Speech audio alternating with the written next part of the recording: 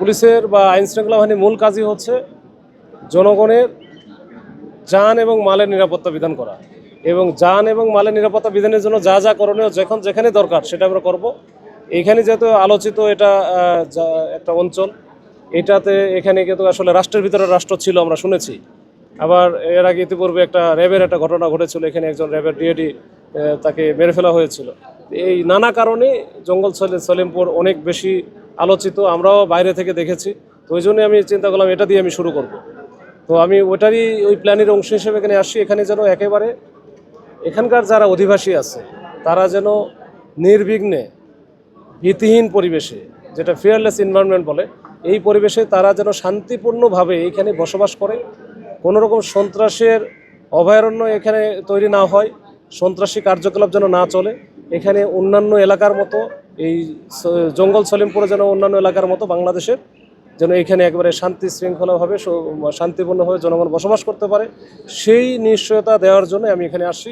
এবং এটার জন্য যা যা করণীয়, এখানে যে প্রতিবন্ধকতা আসবে, ইনশাল্লাহ আমরা আইনশৃঙ্খলা বাহিনীর সদস্য হিসাবে সেটা আমরা চেষ্টা করব প্রতিরোধ করার জন্য। একেবারে সর্বাত্মক প্রতিরোধ হবে।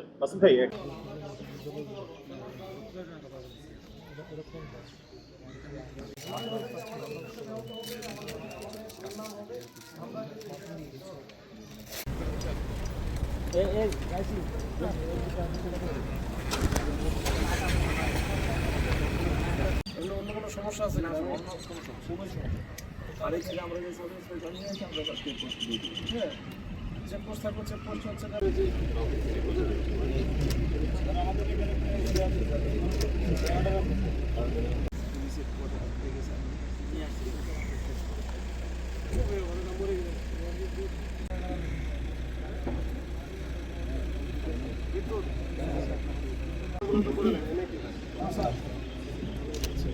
আর এমনিতে তোমাদের যে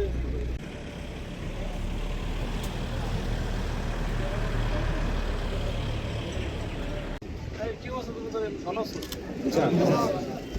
তোমাদের কি নতুন প্লেয়ার নাকি সব? এখানে 33 আলিনগর থেকে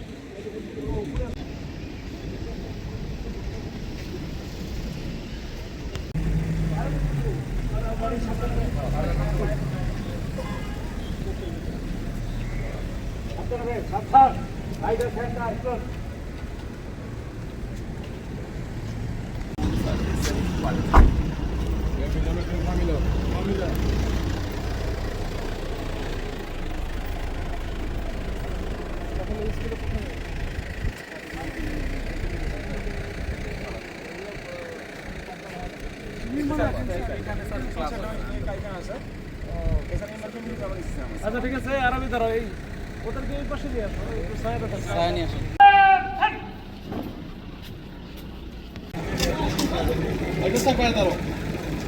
এখানে দাঁড়াও।